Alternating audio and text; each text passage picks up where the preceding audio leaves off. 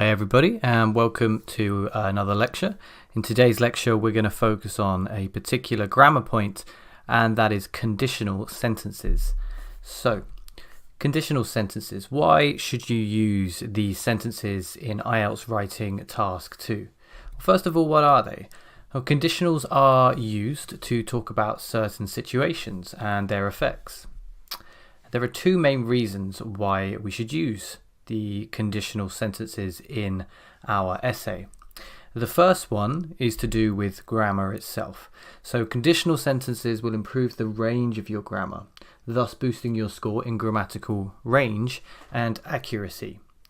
And the second reason is to do with task achievement.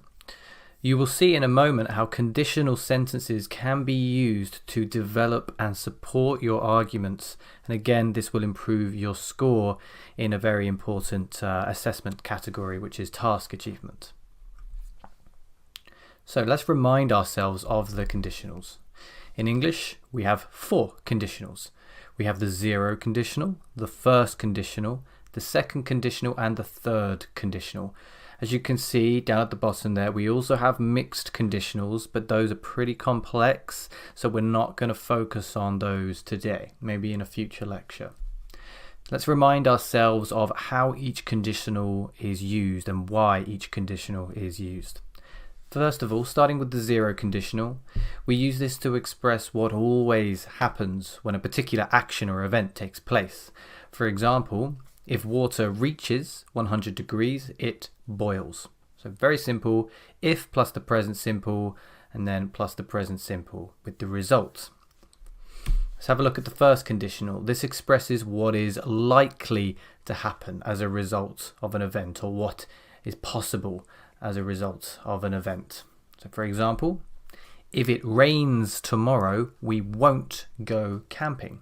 So here we've got the cause plus the present simple, if it rains tomorrow, and then the result with the will or the will not plus the infinitive. So we won't go camping. Although I'm using contractions here, won't instead of will not, it's important that you do not use contractions in the essay. So it will be will not rather than won't. Let's have a look at the second conditional. This is used to talk about the results of impossible, imaginary, or unlikely events in the present or future. So an example here, if I won the lottery, I would be rich. It's not very likely that I'm going to win the lottery. So here we are using the past simple one plus would or would not plus the infinitive. If I won the lottery, I would be rich. Finally, we can look at the third conditional, which is used to talk about imaginary results of situations in the past which didn't happen. So, this is the conditional where we are looking at the past rather than the present or future. This one has the most complex grammar, as you're about to see. If I hadn't eaten, I would have starved. So here, the past perfect after if, and then would or would not plus have plus the past participle. Again, don't use contractions when you write. It should be if I had not eaten, I would have starved.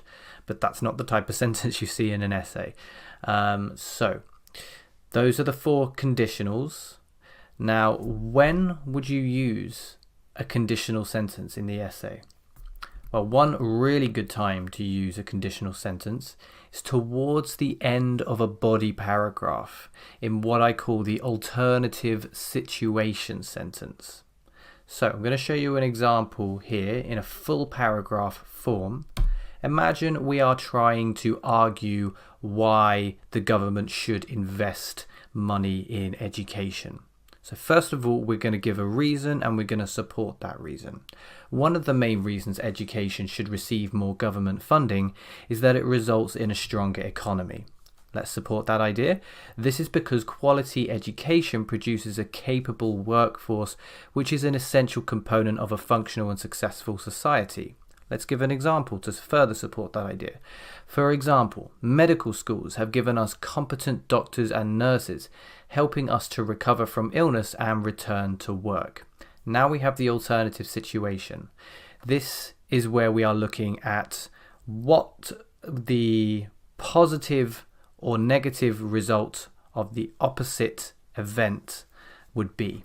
So in this case, we are going to look at the negative result of not investing in education. So if the government had not invested in these educational institutes, people would not have recovered so quickly, leading to a fall in productivity and thus fewer tax contributions. So the economy dwindles as a result.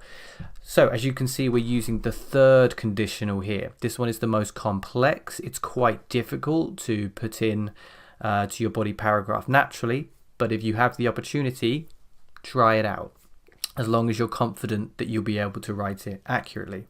Let's look at a couple of other examples. First of all, let's look at arguing for pay rises for teachers. Imagine that we've written a body paragraph about why we should give more money to teachers. So the positive result of giving money to teachers. Then the alternative situation is where we look at the negative result of not giving more money to teachers. You can see this here. If the government does not raise the salary for teachers, this will make them feel undervalued and thus diminish their sense of job satisfaction. This in turn will have a negative effect on teachers' students. So remember, this comes at the end of the body paragraph, not at the beginning. And notice we're using the first conditional here because we think it's likely. We think it's likely. It's a very possible situation that the government doesn't raise salaries for teachers. Now let's look at a different one, arguing against investment in the arts. So in this paragraph, what we would have done is we would be supporting the idea that investment in the arts is bad. So we're looking at the negative result of investing in the arts. And so the alternative situation is where we look at the positive result of not investing in the arts. And you can see this here. If the government refused to invest any money in the arts, there would be much more money left over for public service funding, leading to improvements in education, healthcare, and welfare. So we're using the second conditional because we think it's unlikely that the government will not invest any money. So if they refuse to invest any money, that's quite unlikely. So we're using the second conditional here. So if you start by looking at the positive result of a situation, then you move on to look at the negative result of the opposite situation and vice versa. That's how we can use conditionals. I hope this has been helpful. If you have any questions, please leave them in the comments below.